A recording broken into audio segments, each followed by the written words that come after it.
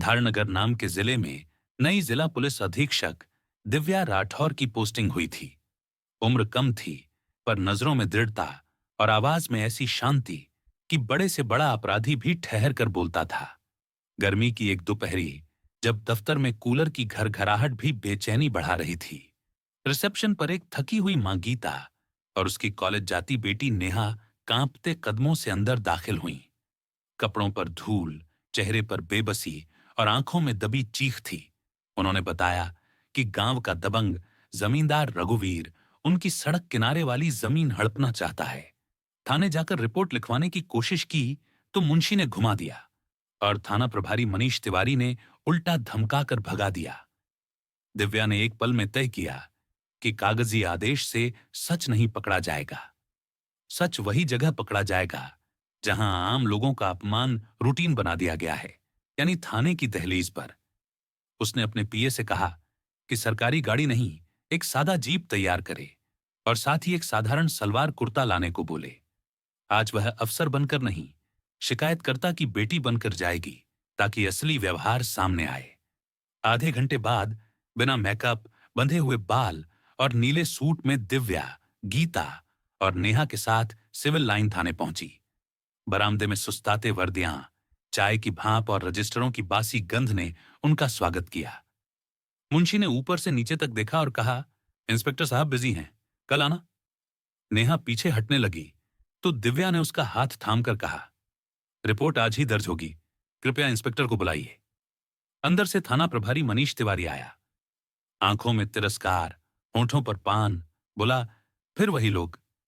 कितनी बार समझाया कि इज्जतदार आदमी पर झूठे इल्जाम नहीं लगते, और तू कौन है जो कानून सिखाने चली है।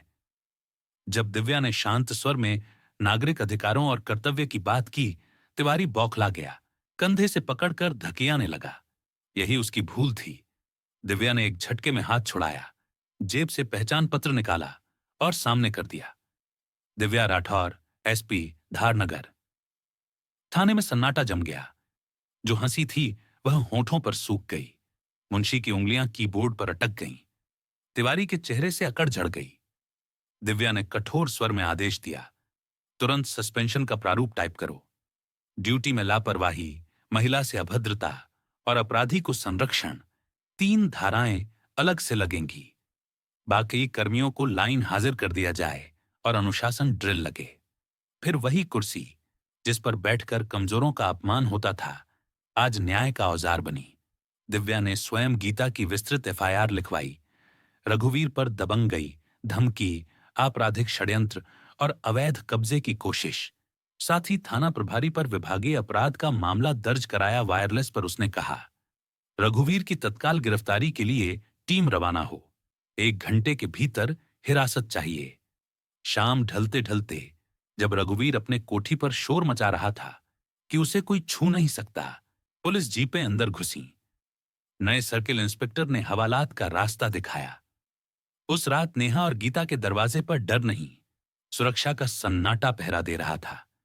शहर की बत्तियों को देखती दिव्या के भीतर यह यकीन था कि अब धारनगर में वर्दी का मतलब डराना नहीं, बचाना होगा। पर अंधेरे की जड़ें ऊपर तक थीं। जिला विधायक बलराम चौबे, जो मंच पर नैतिकता के भाषण देता था, पर्दे के पीछे रघुवीर जैसे लोगों से जमीनें साफ करवाता और थाना मुंशी पर पकड़ रखता था। रघुवीर और तिवारी की गुत्थी खुलना बलराम के लिए खतरे की घंटी था। उसने योजना बनाई, एसपी की कार्रवाई को ही उनके खिलाफ मोड़ दो।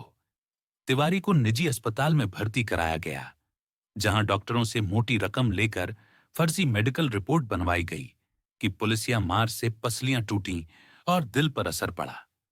साथ ही कुछ सस्पेंड कर्मियों से हलफनामे बनवाए गए कि एसपी नशे में थीं।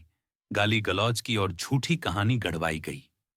मंत्रालय में दबाव डाला गया। कुछ चैनलों पर खरीदी हुई सुर्खियां चलीं। वर्दी का घमंड, कानून से ऊपर पुलिस और एक प्रायोजित जांच समिति बैठा दी गई, जिससे एसपी को निलंबित कर दिया गया। दिव्या ने वर्दी मेज पर रख दी, पर हौसला नहीं। उसके साथ खड़ी रहीं वही 2, गीता और नेहा, जो रोज घर का खाना लेकर आती और कहती, सच हारता नहीं। साथ ही एक ईमानदार सिपाही राघव, जो ड्यूटी के बाद भीतर की खबरें पहुंचाता, और तबाई पत्रकार आयशा मेहता, निडर छोटे पोर्टल की रिपोर्टर जो पहले से बलराम रघुवीर के काले धंधों पर नजर रखी थी। पहला लक्ष्य था फर्जी मेडिकल। आयशा मरीज बनकर अस्पताल पहुंची। रिकॉर्डिंग में डॉक्टर बिखट के कहते दिखा, पैसे फेंको रिपोर्ट बन जाएगी। दूसरा, लाइन हाजिर कर्मियों में एक कमजोर कड़ी को सच बोलने को तैयार करना। राघव ने एक ऐसे आरक्षी को राज्य किया जिसे ठगा गया था। तीसरा और निर्णायक, बलराम को सीधे रघुवीर के धंधों से जोड़ना। बलराम के पुराने मुंशी ने डरते डरते बताया कि फार्म हाउस के स्टोर में एक काली फाइल है, जमीन सौदों, नकद लेन देन और थाने के रेट कार्ड का असली हिसाब। योजना बनी, पार्टी की रात, फूड सर्विस के बहाने आयशा अंदर, उधर राघव परिधि की बिजली में नियंत्रित शॉट कर अंधेरा करे। अफरा तफरी में स्टोर खुलवाकर फाइल निकाल ली गई। अगली सुबह लाइव स्ट्रीम में आयशा ने 3 परतें खोली, डॉक्टर की ऑन रिकॉर्ड डील, आरक्षी का कबूलनामा और काली फाइल के पन्ने। शहर में भूचाल, विधानसभा में शोर और सरकार को नई निष्पक्ष जांच कमेटी बिठानी पड़ी। बलराम, रघुवीर, मनीष तिवारी और अस्पताल मालिक समेत कई लोग गिरफ्तार हुए और दिव्या राठौर का निलंबन निरस्त, सम्मान सहित बहाली हुई। वापसी के दिन एसपी ऑफिस के बाहर भीड़ थी।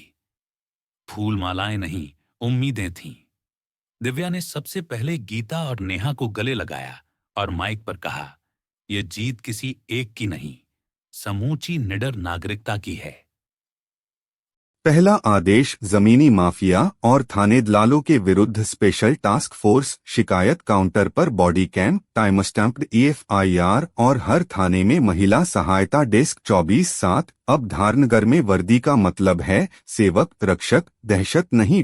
कहानी यहीं खत्म नहीं होती। असली अंत वह भरोसा है जो लोगों की आंखों में लौट आया कि प्रक्रिया मजबूत हो तो किसी दिव्या को भेष में जाने की जरूरत न पड़े और किसी गीता नेहा को न्याय के लिए गिड़गिड़ाना न पड़े। यही वर्दी की रोशनी है जो अंधेरे के सबसे गाढ़े पल में भी रास्ता दिखाती है।